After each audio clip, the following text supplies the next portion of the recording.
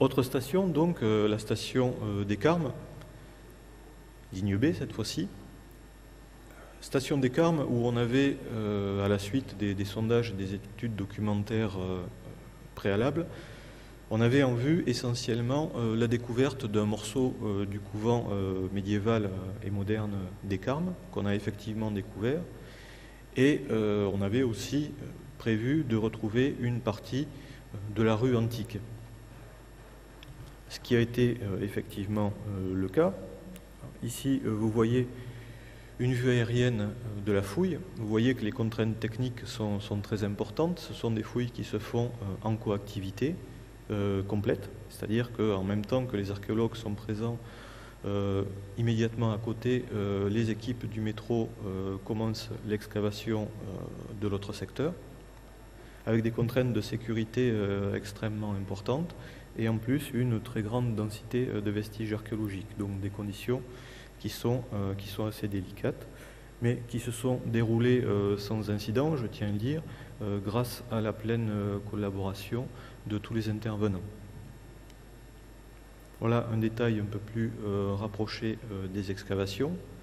Vous voyez que ce sont des vestiges qui sont assez peu parlants à ce niveau-là de la recherche. On voit des lambeaux de rue qui sont plus mal conservés que ceux que Jean vous a montrés tout à l'heure, et des lambeaux de bâtiments qui sont recoupés par différentes perturbations, dont certaines très modernes. Alors voilà un tableau récapitulatif des principaux vestiges archéologiques. Vous voyez, c'est extrêmement, toute période confondue, c'est extrêmement enchevêtré. En ce qui concerne la période antique, qui est notre sujet, les choses donc plus bas en stratigraphie, plus de 2 mètres plus bas par rapport aux vestiges du Moyen-Âge, les choses sont plus claires. On a dans la partie centrale toute la bande de roulement d'un quart d'eau de la ville antique, d'une des rues majeures en fait du centre-ville de la cité, qui fait quasiment 20 mètres de large de rive de bâtiment à rive de bâtiment, et une dizaine de mètres de large pour la bande de roulement proprement dite.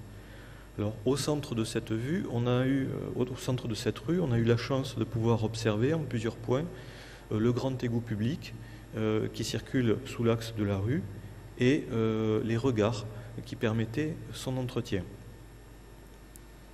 À droite, là par contre, il y a eu la découverte d'un bâtiment qu'on ne s'attendait absolument pas à découvrir.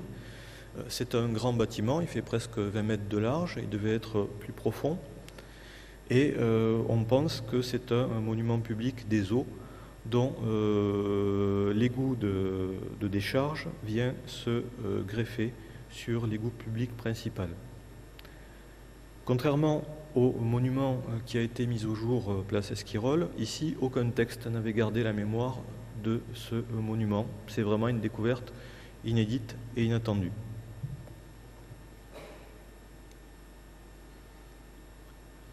Vous voyez ici un exemple de l'archéologie de terrain des rues antiques de Toulouse. En fond de stratigraphie, on est entre 3 et 4 mètres de profondeur. On voit les différents niveaux de galets et les ballasts en limon qui sont sous ces galets, qui font l'objet d'une fouille qui est soit faite à l'aide d'une pelle mécanique, soit faite à la main. Sur la photo en haut à droite, vous apercevez la maçonnerie de l'égout principal de la rue, qui a pu être observé, mais qui n'a pas pu être conservé. Sur la photo du bas, vous avez les éléments les plus anciens de la stratigraphie urbaine, y compris les niveaux archéologiques qui marquent véritablement la création de la ville, ce qu'on a pu observer en détail aux Carmes, création de la ville à l'époque augustéenne, par abrasion, par enlèvement du sol naturel, et mise en place d'un remblai damé horizontal, qui est une sorte de niveau zéro pour l'histoire urbaine, et qu'on a pu observer en détail.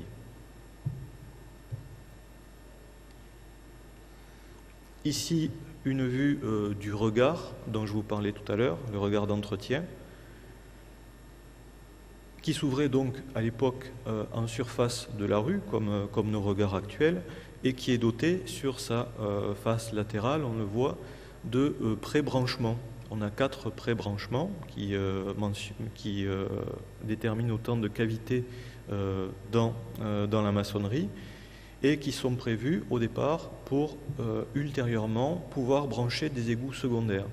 Donc on a là vraisemblablement l'expression d'un projet urbain de longue haleine au moment où on met en place le système principal des égouts. Alors vous voyez que seule une des 4 prises de branchement a été effectivement utilisée par un petit égout postérieur dont vous voyez la couverture de briques en bas. Cette image est assez symptomatique de l'ampleur du projet urbain du début du 1er siècle, qui a été révélé par plusieurs fouilles du métro. Projet urbain qui n'a peut-être pas été mené à terme dans certains cas.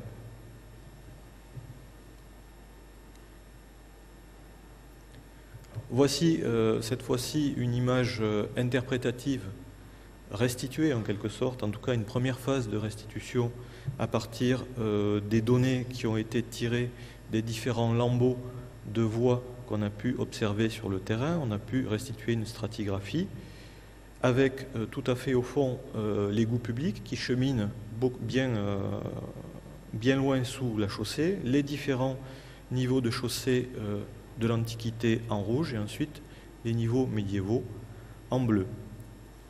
On voit également de part et d'autre les petits caniveaux de rive qui servaient à drainer les eaux de pluie.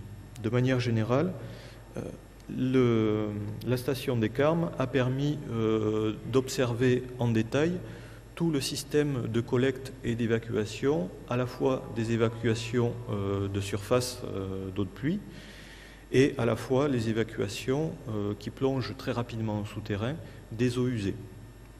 C'est la première fois qu'on arrive à comprendre comment on gérait les eaux sur plus de 4 siècles au cœur de la cité antique. Et du point de vue de l'urbanisme, c'est certainement un des aspects majeurs des cités antiques. Vous voyez sur ce document à la fois le système d'évacuation des eaux et à gauche le monument public avec son égout et son système de raccordement à l'égout principal. C'est une tranche de vie en fait de la cité qu'on a pu observer à travers cette rue, le système d'évacuation des eaux et le grand monument public qui le borde.